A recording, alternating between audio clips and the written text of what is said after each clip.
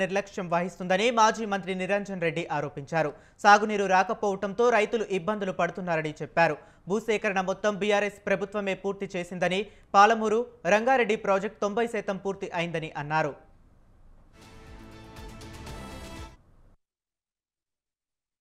ఏడాదిన్నరలో పూర్తి కావాల్సినటువంటిది ఏడాదిన్నర కాలంలో ఎప్పుడూ అయిపోవాలి.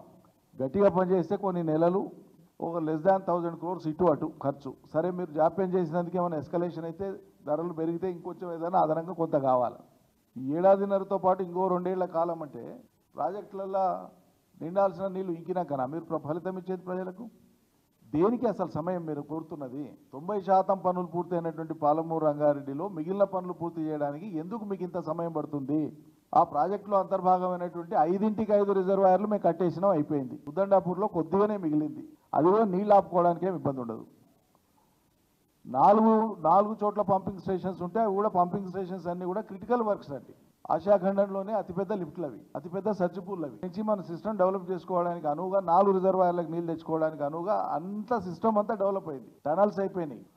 నిబంధనల మేరకు వచ్చింది, ఆయన జాప్యం చేసిండు. మరి దాని వెనక ఏమన్నా ఆ ప్రాంతపు అధినాయకులు ఎవరైనా ఉన్నారా?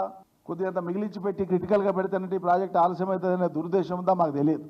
ఇప్పటికే ఎన్నికల తర్వాత వచ్చినటువంటి యాసంగి సీజన్ మిస్ అయినాం పాలమూరు రంగారెడ్డి నీళ్లు.